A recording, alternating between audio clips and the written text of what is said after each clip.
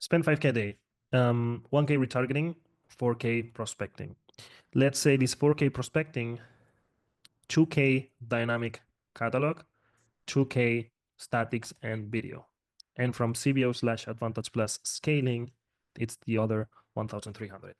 So how many creatives does this take? All right, in this video, you're gonna see a real Facebook ads training that I gave to a 7-figure e-com brand based in the US. So to give you context before I show you basically the training, I've cut it to keep the client, of course, private, and of course, the whole ads manager and their ad creatives and everything is cut. But still, you're gonna be able to see the structure, what are the things that I prioritize, how I troubleshoot some stuff. It's gonna be an interesting one. And to give you context, this is the first step that I take with these higher tier clients where they take a 6-month or 1-year project one-on-one with me on consulting. The way we start is with these scaling workshops. And the scaling workshops are pretty much 3 parts. Part number 1 is audit. So I audit everything, their ad creatives, their ad account, seasonality, trends, everything. Then it's training. So I give them training to pretty much everything that's on my brain, kind of put it on a document custom for them and teach it. And the last part is developing a scaling roadmap for those 6 months or those 12 months that we're gonna follow to ensure the maximum probabilities of us achieving the goal that we have set. So for this client, it's $1 million per month in revenue. And those are the steps that we're taking to get towards that 1 million a month mark. So that is the goal. And in this video, you will see this initial scaling workshop, the structure, and you can have an idea of what it looks like. Hope you enjoy it. Hope it's useful for you. Let's get into it. My priority for today would be we go through the ad account audit. We go through the angles and copywriting that I've developed, ad creatives and examples and screenshots and the libraries that I created as well. We go through the processes. I'd like to sit down here and develop them a little bit better. And then we go into media buying and the scaling and the different steps, testing, optimizing, manual bidding, everything. So if we figure, like if we go through all of these and we develop the strategy, it will have been a success. Okay, so let's start with the audit. Basically, I wanted to spot trends or see what was going on last year to basically replicate it and make it increase, make it higher this year. And then opportunities that I found that we can use to scale further. So peak season analysis, of course, this is what you mentioned. So do you usually use these reports? Otherwise, we will create them in the next call. It's quite useful to have the correlation in between a couple of metrics. So if we ever find, I mean, we will see it together in the meetings, but if we ever find that the ROAS is going down and we want to find a metric to blame for that, we would put the ROAS in here as the control metric that is going down, and down below, different hypotheses. All right, so that's the structure of the ecom brand full audit. It took like 30 minutes, more or less, to deliver everything. And what I do at the end of the audit, which is the most productive thing, is have a block where I say opportunities and put in there 8 to 10 opportunities and little steps they can take fast or they have to take ASAP to see changes and avoid big mistakes. So that's what you're gonna see right now, and then we continue. And no account structure is gonna mean just headache. Manual bidding, we'll do the exercise. I'll just show you everything, but there's a lot of opportunity in using this. There's another thing that I'm not sure. Yeah, so let me see, breakdown by placement. What I would like to see is Facebook making you pay a higher CPM on stories because you don't have the vertical format? Let's see. Average is 21.9 and stories is 25. Facebook stories is 32. Instagram Reels is 28. So there's exact correlation into the fact that on the vertical formats, you pay a higher CPM. Wow. Yep. So for the graphic agency, they will have to always provide when images with a 1x1 per feed and 9x16. And when doing video, we do 4x5 and 9x16. And so these I usually use it for a long time. SS25 collection, SS25 bestsellers, and then more on the urgency, last chance, last sizes, almost sold out, selling out fast. So a few different reasons works because of the model. Then we would keep, step 2 would be keep the winning aspect, reiterate the others. So if an image is working because the model is spectacular and has a really good product on, we would change the headline on things we can use in the future. So images on types of images also will be pretty useful whenever you brief the agency. Product images, kind of polygon flat lay. PNG where the image is floating. We will see the examples now. A couple with models, and then social proof. So usually a balance of all of these. Okay, cool. So for ad creatives, what I usually do is first I do a full market research, competitor research, social media intelligence, like full creative research. I do it for them. That's created. When that's created, I create a magic brief or Atria library specifically for this client with ideas and examples of what we could be running. And then I put that into a very logical structure on a Google Docs where we've got image, then we've got video, everything with examples, with my experience, and with the libraries that we can leverage from their competitors. So that's pretty much the creative module. Let's keep on going. Okay, processes. This would be like the execution part of those creatives. 2 points when it comes to ad creatives. Point one is we want to come up with new ad creative ideas, and the other one is just reiterations, like on a weekly basis or every 2 weeks. What is working in the ad account? Split screen images. Let's reiterate those winners and produce more of them. So it's just like making babies out of winners, and this is a completely new hypothesis of something we've never tried. We go into the library. It's just 10 minutes. Like write down what seems interesting, or just memorize what seems interesting. Same thing with the magic brief. And then I would say debrief the ad creatives. Like, for example, image one that we would like to copy. Either we write it down or we save it in a new magic brief library that says ads to try. But debriefing would be basically kind of breaking down. There's an image ad that features 2 images, one of a model and one of the product, and it has a headline based on the USP of the brand. That's it. Okay, so let's do that. Also, it's good that I mentioned that, as you can see, I develop a lot of SOPs or processes that then I can give to these clients, because otherwise, this was a 2-hour workshop and we didn't finish it. We still had the flash campaigns, we still had product launches, and we were missing another thing. So more or less, the full workshop was around 4 hours. It is impossible for somebody to retain all of the information in 4 hours, especially when it's technical knowledge. So the smartest thing that I can do is develop these SOPs, then give it to them to be like, the way to iterate a winning image would be this. So option 1, option 2, option 3. Example 1, example 2, example 3.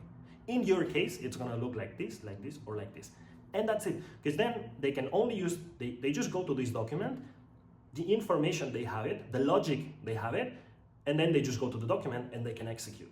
But if I just give them training, doesn't really work. So that's the reason for so many SOPs and processes. You didn't see all of them because you cannot see them for privacy, but that's an idea. Okay. So in terms of media buying, 5 points mainly. Account structure, just to stay organized and just prioritize what we want to sell. Testing, optimizing, we talk a little bit about manual bidding, and then scaling.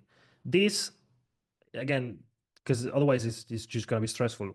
Like we've got 30 minutes. It's not about understanding everything and applying it tomorrow. Like it's going to be the process that we follow. But of course, it's kind of like giving you the overview of how I would operate this. So account structure, things we want to have in the account, efficient, smart testing, plus the research we did, etc. Be able to extract conclusions from hypotheses. For this, we're going to need like naming and proper separation of different tests.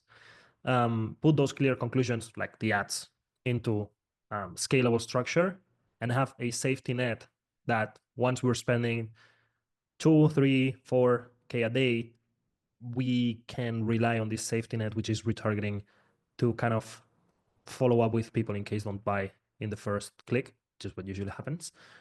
So in the account, basically what we're gonna have: testing, analysis, scaling, and retargeting. Super simple. Now, in a simplified way, this would be an ideal account structure for me. There's one ABO testing campaign, retargeting, where inside I'm mixing hot, which is 7 to 14 days, warm, which is 30 to 90 days. There's a CBO with cost caps on the inside with the winners from the ABO campaign, and then an Advantage Plus with the winners specifically on beauty, and that's it. This will be a simple ad account When you scale, I mean, in the other account that I show you, I've got like 20 plus campaigns. But, and this will be the same thing in here. So ABO US creative testing, retargeting hot. There's an Advantage Plus that is there, spends 200-300 a day. And where I try to make the ad spend records is using this CBO with a huge bid cap and putting a lot of creatives inside. Super simplified. This would be it. This I just put it for like what to prioritize in each stage. Whenever we get to like past 2000, I would say, in daily budget, we will start looking into efficiency, consolidation, and reducing the amount of campaigns we are opening.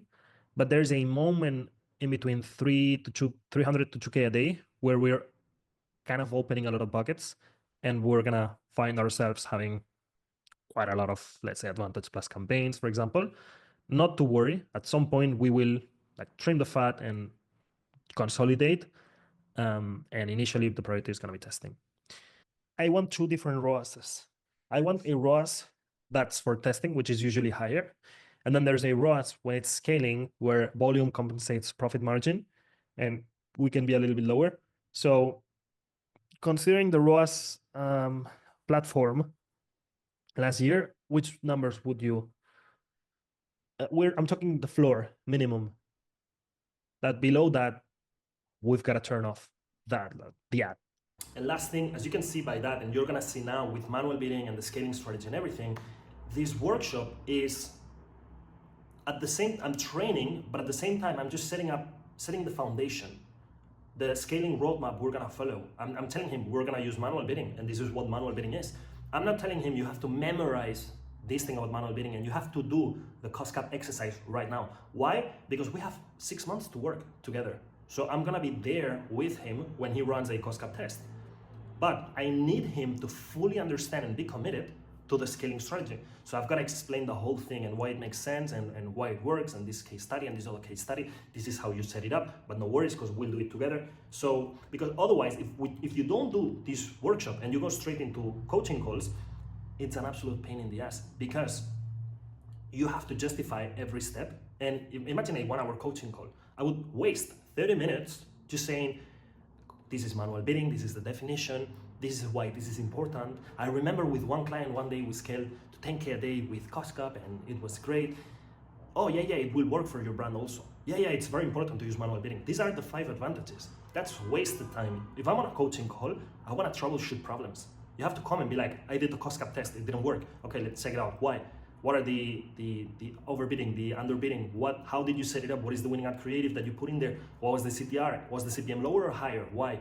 I want to understand that, go to the numbers, troubleshoot it, and give a solution. That's coaching. 1 hour coaching call justifying why manual bidding is important is wasted time. So that's done on the workshop, explain everything. We're both in the same page when it comes to the scaling roadmap we're gonna follow. We both understand fully everything, and then the coaching calls are super productive. Scaling, manual bidding, we will do the exercise together. Super simplified. In any auction, 3 things count on Facebook. One of them is the bid that we're putting. So long story short, if we put a super high bid with a winning ad creative, we will have a super high total value. And that basically means we might appear on the first Instagram story instead of appearing on the 10th. So, or we might get the highest quality traffic that has the best purchasing behavior history in the Facebook machine.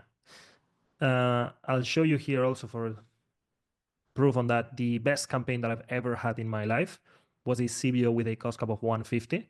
So overbidding, pretty high cost cap. We spent over $500,000 and made 2 million with this one campaign, and it was a dynamic carousel, same as what you have. So one type of campaign that I would really like to have with you is those CBOs with the high cost cap and just having the dynamic carousel. Super consistent. I think 2 years plus that I was running the same campaign, just changing the budget. And yeah, it was phenomenal. And so it was just winning a lot of auctions. And that's one thing we must do. The exercise, and then on the scaling part, when let's say everything comes together, the very first thing that I've got in my strategy is I want diversification to minimize risk. So usually I take all the campaign formats that we have, so ABO for testing, and then CBO and Advantage Plus for scaling. I want to combine automatic bidding and manual bidding to influence the auction.